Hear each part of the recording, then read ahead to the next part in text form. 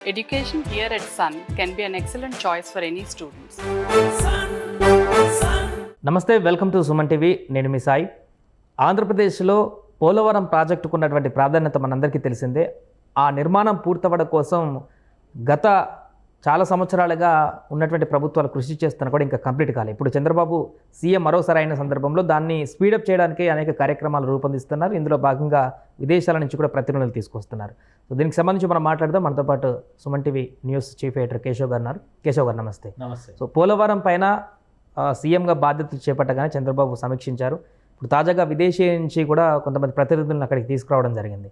అంటే విదేశాల నుంచి కూడా తీసుకురావడం గల కారణాలు ఏంటి? అంటే ఇక్కడ ఇంకా దాంట్లో ఏమైనా లోపాలు ఉన్నాయా పోలవరం ప్రాజెక్టు గత ప్రభుత్వం చేసినటువంటి పద్ధతిలో? అంటే పోలవరం ప్రాజెక్టు ఒక బహుళార్థక సాధక ప్రాజెక్టు. మనం ఈ మధ్య కాలంలో కడుతున్నటువంటి అతిపెద్ద ప్రాజెక్టు కింద పోలవరం ప్రాజెక్టుని మనం చూడాల్సి ఉంటుంది. ఎందుకంటే దేశంలో ఆల్మోస్ట్ ఒక 20-25 ఏళ్ల నుంచి టైం తీసుకుంటే, ఒక 30 ఏళ్ల సమయాన్ని తీసుకుంటే కనుక భారీ ప్రాజెక్టుల నిర్మాణం అనేది చాలా వరకు ఆపేశారు. దానికి రకరకాల కారణాలు ఉండొచ్చు.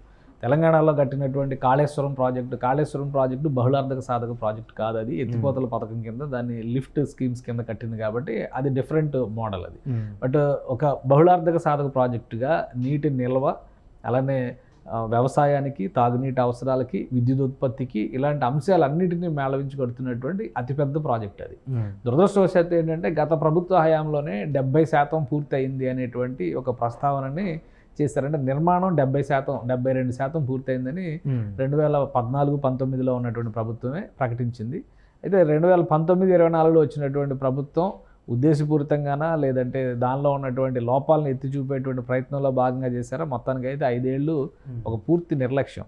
అప్పుడు మొదట ఛార్జ్ తీసుకున్నప్పుడు ఆ ప్రభుత్వం వైఎస్ఆర్సీపీ ప్రభుత్వం చేసినటువంటి ప్రకటన ఏంటంటే 2020 నాటికి నీళ్ళు ఇస్తామన్నారు. తర్వాత దాన్ని సవరించి 2021 నాటికి ప్రాజెక్ట్ పూర్తి అయిపోద్ది అన్నారు. తర్వాత టైం చెప్పలేమని చేతులు ఎత్తేసారు. ఇప్పుడు సమస్య ఎక్కడ వస్తుందంటే మేజర్గా డ్యామ్ సేఫ్టీ, అలానే సివిల్ కన్స్ట్రక్షను, హైడ్రాలిక్ ఎరెక్షన్, ముఖ్యంగా గేట్ల నిర్మాణానికి సంబంధించి ఏం జాగ్రత్తలు తీసుకోవాలి, ఇది ప్రాజెక్టుకు సంబంధించి. ప్రాజెక్టు ప్రిపరేషన్కి సంబంధించి చూస్తే కనుక కాఫర్ డ్యామ్ విషయంలో కొన్ని ప్రాబ్లమ్స్ ఉన్నాయి. చాలా చోట్ల సీపేజ్లు వస్తున్నాయి, అలానే కొన్ని ఇబ్బందుల వల్ల వాటర్ లీకేజ్ జరుగుతుంది అనేది ఒకటి సమస్య. రెండోది డయాఫ్రమ్ వాల్ కొట్టుకుపోవడం. అంటే 2 చోట్ల దానికి బ్రేకేజ్లు అయిన దగ్గర 3.5 మీటర్ల పైగా ఆ డయాఫ్రమ్ వాల్ దెబ్బతిన్నటువంటి పరిస్థితి ఉంది. డయాఫ్రమ్ వాల్ దెబ్బతింటే డ్యామ్ సేఫ్టీ అనేది కూడా చాలా ఇబ్బందికరమైనటువంటి సందర్భం ఉంది పెద్ద వరదలు వచ్చేటప్పుడు. ఎందుకంటే గోదావరి పైన ఇప్పటివరకు అంత పెద్ద ఆనకట్ట కట్టలేకపోవడానికి మేజర్ రీజన్ ఏంటంటే తెలంగాణ ప్రాంతం నుంచి పారిన తర్వాత ఆంధ్రాలోకి ప్రవేశించేటువంటి సమయంలోనే గోదావరి ఒక మహారూపంలో ఒక ఉగ్ర రూపంలోకి మారిపోయి చాలా విస్తారమైనటువంటి రూపంలోకి మారిపోతుంది. సో మళ్ళీ అది కాస్తో కోస్తో తగ్గి నేరోగా మారేటువంటి మార్గం ఎక్కడ వస్తుందంటే ధవళేశ్వరం దగ్గర. అక్కడ ఆల్రెడీ ఎప్పుడో ఆనకట్ట కట్టేసి పెట్టారు. సో ఈ మధ్యలో ఎక్కడ కూడా పెద్ద నిర్మాణాలు జరగకపోవడానికి ప్రధానమైనటువంటి కారణం అది.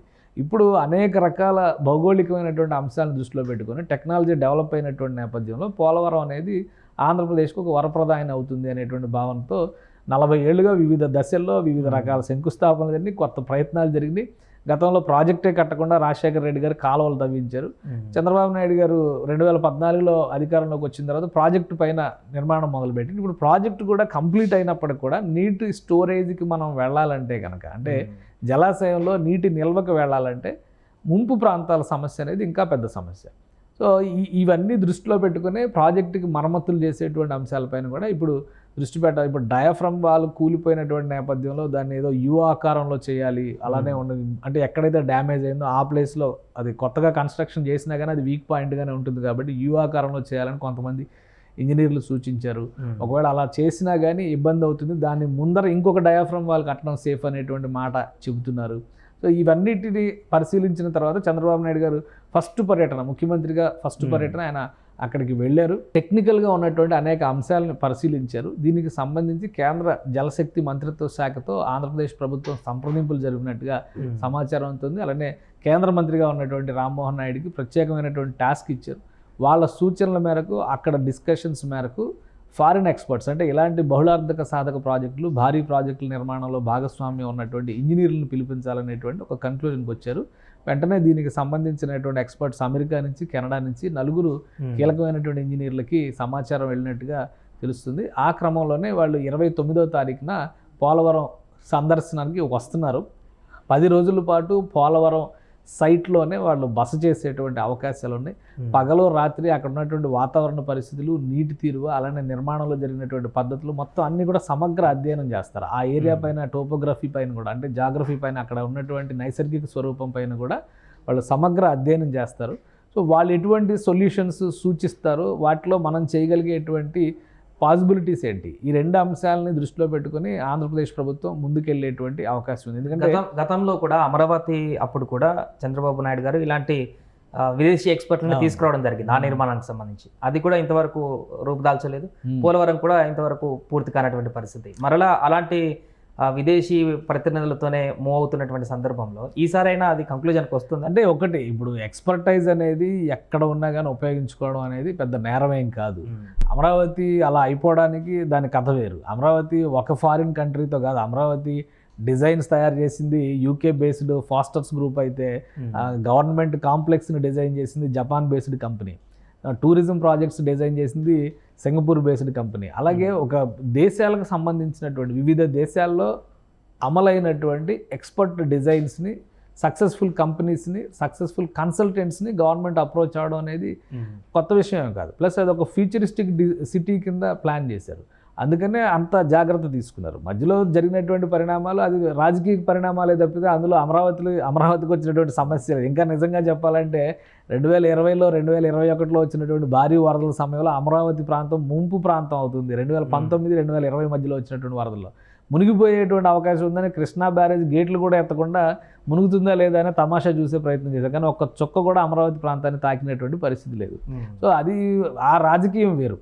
అలానే పోలవరం విషయంలో కూడా అలా నీటిని వదిలేయడం వల్ల నీటి అంటే అక్కడ ఉన్నటువంటి నీటి తీరువాన్ని, ఆ వేగాన్ని, దాన్ని దృష్టిలో పెట్టుకొని జాగ్రత్తలు తీసుకోకపోవడం వల్లనే ఈరోజు డయాఫ్రమ్ వాళ్ళు దెబ్బతిందని చెప్పి ఇంజనీర్లు చెప్తున్నారు.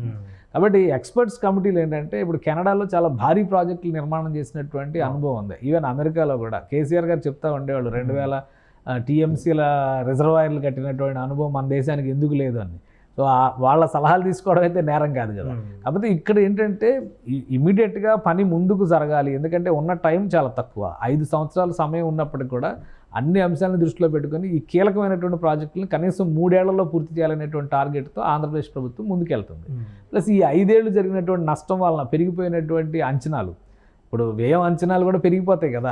ఈ 5 ఏళ్ల క్రితం కట్టుంటే ఎగ్జాంపుల్కి ఒక 20,000 కోట్లకు కంప్లీట్ అయ్యే ప్రాజెక్టు ఇప్పుడు ఒక 5,000 కోట్లు 6,000 కోట్లు పెరిగి ఉంటుంది కదా.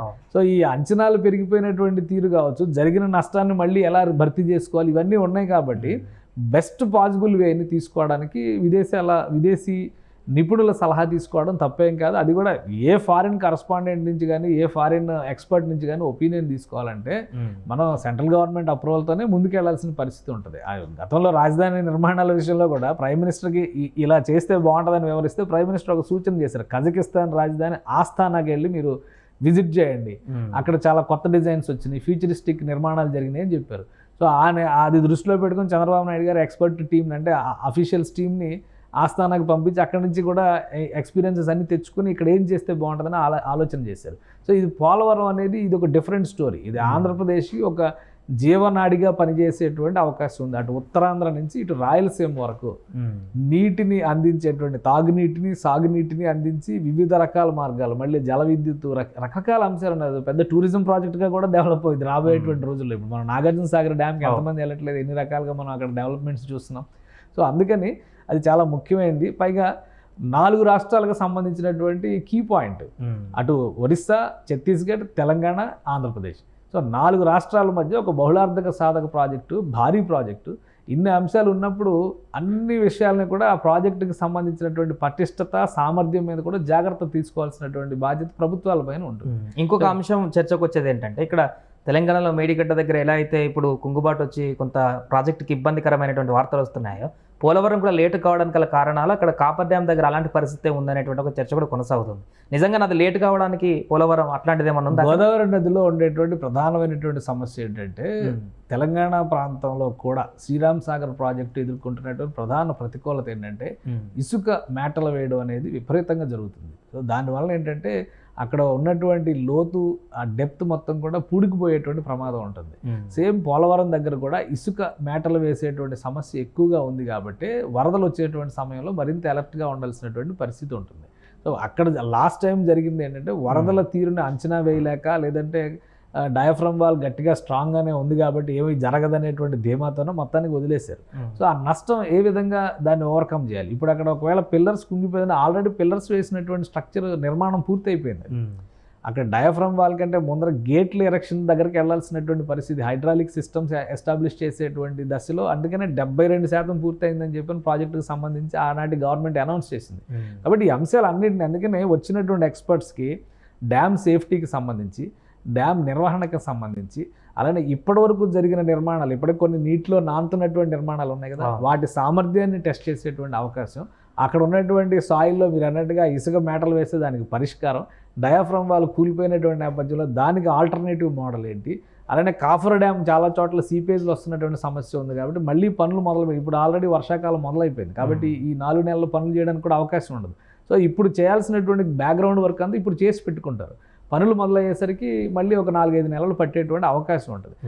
ఈ అంశాలన్నిటి పరిధిలో కూడా ఆ ఎక్స్పర్ట్స్ కమిటీ, ఇప్పుడు వచ్చేటువంటి వాళ్ళు ఫారిన్ ఎక్స్పర్ట్స్ కానీ ఇక్కడ లోకల్ ఎక్స్పర్ట్స్ కానీ వీళ్ళందరూ కలిసి అధ్యయనం చేసిన తర్వాత ఒక ఫైనల్ కన్క్లూజన్ ఇస్తారు. సో ఆ మాత్రం అధ్యయనం చేయకుండా కడితే మళ్ళీ మేడిగడ్డ స్టోరీ రిపీట్ అయినా కానీ ఆశ్చర్యపోవాలి. ఇప్పుడు మేడిగడ్డ ఏమంటున్నారు, అసలు ఇంజనీర్లు చెప్పిన చోట కట్టలేదు, అది ప్రభుత్వం సొంత డిజైన్తో, పొలిటీషియన్స్ కట్టేటువంటి డిజైన్స్ కావు కదా. సో అక్కడ హార్డ్ సాయిల్ ఉందా, లూజ్ సాయిల్ ఉందా చూసుకుని అక్కడ పరిస్థితి ఏంటి, దాన్ని బట్టి ఒకవేళ లూజ్ సాయిల్ ఉంటే కూడా ఏ విధంగా కట్టాలనేది ఒక ఆల్టర్నేటివ్ ప్లాన్ ఉంటుంది. ఎందుకంటే మనం చూస్తున్నాం ఇప్పుడు ఎడారిలో, ఇసుక ఎడారిలో పెద్ద పెద్ద భవన నిర్మాణాలు కడుతున్నప్పుడు ఈ రోజుల్లో టెక్నాలజీ అంత డెవలప్ అయింది కాబట్టి ఇంజనీర్స్, టెక్నీషియన్స్ సలహాకి అంత వాల్యూ ఉంటుంది, వ్యాలిడిటీ ఉంటుంది. దాన్ని పట్టించుకోకుండా ముందుకెళ్తే మళ్ళీ రేపు పోలవరం ఆంధ్రప్రదేశ్కి ఇంకో గుదిబండ అయితే కనుక అది మరో పెద్ద సమస్య అవుతుంది. ఆ జాగ్రత్తలలో భాగంగానే ప్రభుత్వం విదేశీ నిపుణుల సహకారం తీసుకుంటున్నట్టుగా మనం అర్థం చేసుకోవచ్చు. Right sir. అది మొత్తానికి పోలవరం ప్రాజెక్టు నిర్మాణానికి సంబంధించి సీఎం చంద్రబాబు నాయుడు గారు త్వరగా దీన్ని స్పీడప్ చేయడానికి విదేశీ ప్రతినిధుల సహాయాన్ని కూడా తీసుకుంటూ వారి యొక్క సూచనలు కూడా తీసుకొని ప్రాజెక్ట్ని ఏ విధంగా ముందుకు తీసుకోవాలనేటువంటి ఆలోచనతో ముందుకు వెళ్తున్నట్టు కనపడుతుంది. సో ఈ నెల 29న ప్రతినిధులు వచ్చిన తర్వాత వారు ఎలాంటి సలహాలు సూచనలు ఇస్తారో దాన్ని బట్టి ముందుకు వెళ్ళేటువంటి అవకాశం కనిపిస్తుంది.